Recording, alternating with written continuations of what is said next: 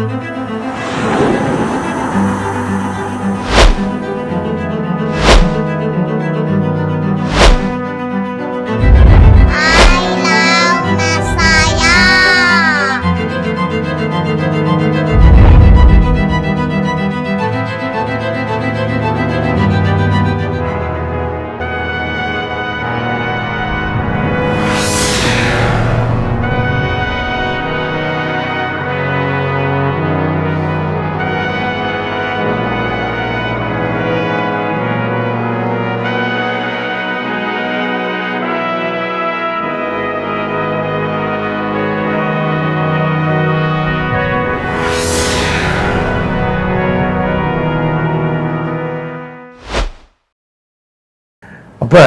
எனக்கு அது விருப்பம் இல்லை, அதனால நான் செய்ய மாட்டேன் அப்படின்னு சொல்றதுக்கு லா அல்ல. லா அல்ல. லா வந்து உங்களுக்கு புரியுதோ விருப்பம் இல்லையா, ஃபாலோ பண்ணிதான் அதுக்கு உட்பட்டு வேலை செய்யணும். இது உட்பட்டு தான் நடக்கணும். உட்பட்டு தான் நடக்கணும். ஆமா, அது எனக்கு அதெல்லாம் வெளி போன்றா நீ எது உள்ள இருக்கிற முடிஞ்சா செய்யணும். உங்க விருப்பத்துக்கு உட்பட்டது இல்ல, அதான் கிடையாது. இதுல இருக்க விஷயமே என்னன்னா, நீங்க விரும்பி என்ன கிடையாது, நீங்க விரும்பி என்ன பண்ண முடியாது, நீங்க விரும்பினாதான் நான் செய்வேன் அப்படின்னு சொல்லி சொல்ல முடியாது. அதே போல இதுல வருகிற அதிகாரம் வந்து பர்த் ரைட்டும் கிடையாது. இந்த அதிகாரம் என்னது, ஒரு மென்ஷன் பண்றது பர்த் ரைட்டு கிடையாது. பிறந்ததுல இருந்தே வந்து அதிகாரம் கிடையாது. அதிகாரத்தை வாங்கி அதிகாரத்தை கொடுக்கறது. நானும் ஒரு அதிகாரத்துக்கு கீழே இருக்கிறேன், அந்த அதிகாரத்தை வந்து உங்களுக்கு சொல்றேன். அப்படி சொன்னா, நான் வாங்கினதுனால நானும் அதிகாரத்துக்கு உட்பட்டு இருக்கிறேன், நான் சொன்ன ஒரு அதிகாரத்துக்கு உட்பட்டு அந்த கீழ்பட்டு நடக்கிறதுனால அதிகாரம் எப்படி வேலை செய்யும் அப்படிங்கிறத உணர்ந்திருக்கிறேன். அதனால நீங்க அங்கிருந்து வந்திருக்கிறீங்க, அந்த அதிகாரத்துக்கு உட்பட்டு இருக்கிறீங்க. இப்போ உங்க அதிகாரத்துல இது உட்பட்டு இருக்கும் பண்றாரு.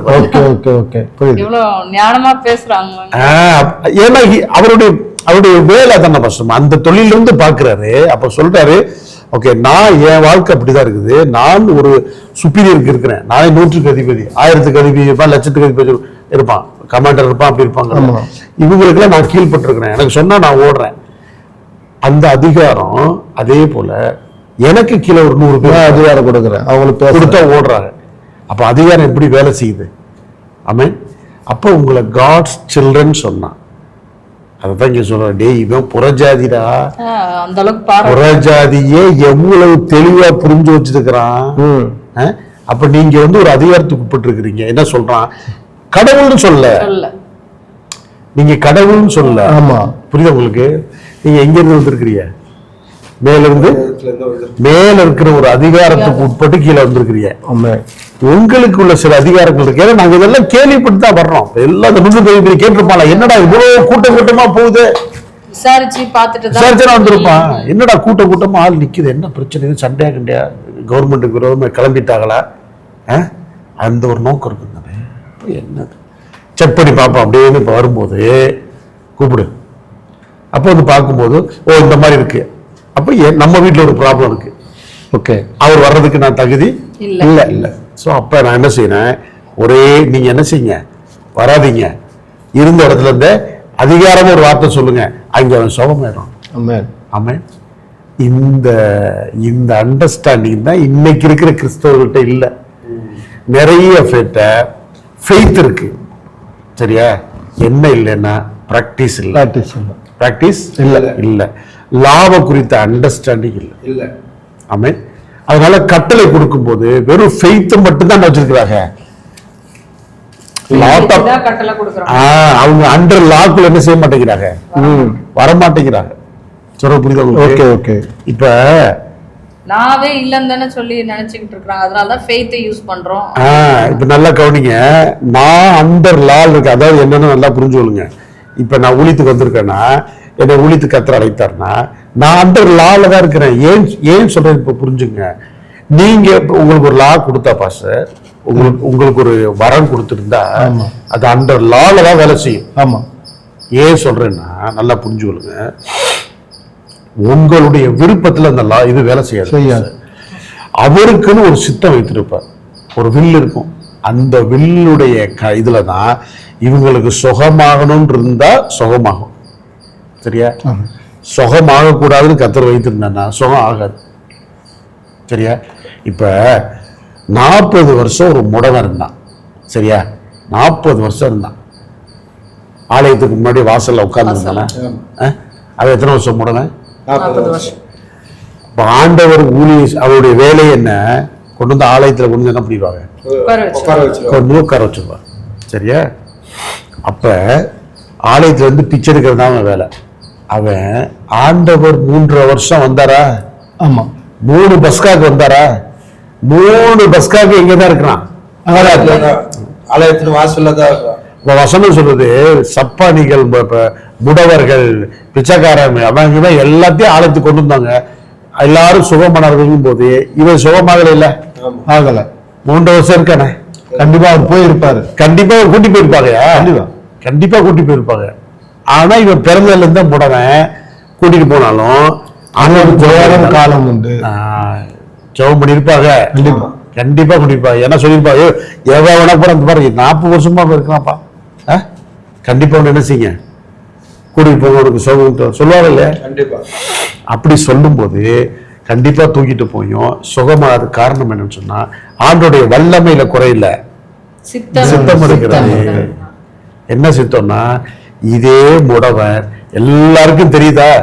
அப்ப ஆண்டவர்கிட்ட போய் சுகமாகலன்னு தெரியுது. ஒருத்தர் வந்தாருங்க, அவரே இயேசுவே இவனை என்ன பண்ணல, சுகப்படுத்தல.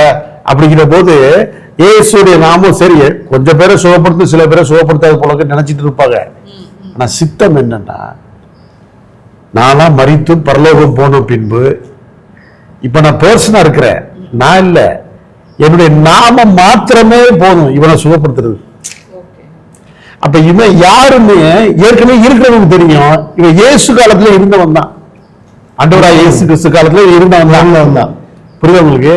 அப்ப இப்ப எழும்பி வர்றான், அப்ப எழும்பல. அப்ப எழும்பி இருந்தா மகிமைக்காக அவனை சுகமாக நல்ல அவனை கொண்டு செயல்படுத்தணும் தேவையில்லை. அப்ப அவனை சுகப்படுத்தி இருந்தா 10-11 போயிருப்பான். சரியா? இப்ப எருசலேமுக்கு ஒரு உள்ள ஆலயத்துக்குள்ள இருக்கிற அதிகாரிகளுக்கு ஒரு டஃப் கொடுக்கணும் பாருங்க. அப்ப ஆண்டவர் போனதுக்கு அப்புறம் வந்து பாத்துக்கிட்டே இருக்கிறாங்க, உட்கார்ந்தா இருக்கிறான். ஆமா, யாருன்னு நல்லா என்ன செய்யுது தெரியும், எல்லாருக்கும் தெரியும் யாரு அப்படின்னு. இப்ப அந்த ஒருத்தன், நிறைய முடவர்கள் ஒருத்தன், நிறைய பேர் தான் சுகமாயிட்டானே. ஆமா. அப்ப இவன் என்னடா சுகமே ஆகல, என்ன எல்லாருக்கும் தெரியுது, ஒரு முடவன் தான் இருக்கிறான், காசை போட்டுட்டு இருக்கிறாரு. அவன் இயேசுவின் நாமத்துல என்ன பண்ணணும், எழும்பணும்னு சொல்லி வெறும் அவருடைய நாமம் என்ற வெள்ளியுள்ள பொண்ணு எழுப்பினாரா? ஆமே. ஆமே. இப்ப இது என்னன்னா, இது வந்து அண்டர் லாக்குள்ள இருக்கு. எப்படி அண்டர் லால இருக்குது? இது வந்து கண்டிப்பா அவருடைய வில்லுல தான் என்ன செய்யணும், சுகமாகணும் அப்படிங்கிற ஒரு லாக்குல வச்சிருக்கிறார். அவருடைய சித்தத்துக்குள்ளதான் நடக்கணுங்கிற லாக்குல என்னது உள்ளே வைத்திருக்கிறார். ஆமே. இப்ப நம்ம என்ன புரிஞ்சுக்கணும்னா, நம்ம விரும்புறதெல்லாம் செய்ய முடியாது. சரியா? நான் ஒரு சித்தத்துக்குள்ளாக நான் நினைப்பட்டிருக்கேன், கீழ்பட்டிருக்கிறேன். அப்ப எனக்கு சில சித்தங்கள், சில விஷயங்கள்ல எனக்கு என்ன ஆகும், வேலை செய்யும். அப்ப நான் புரிஞ்சுக்கொள்ளணும், ஓகே இப்படிதான் இப்படிதான். அப்ப அந்த ஆஸ்பெக்ட்ல நான் மூவ் பண்ணும் போதுதான் எனக்கு ஃபெயிலியர் இல்லாத கிறிஸ்துவ லைஃபா இருக்கும்.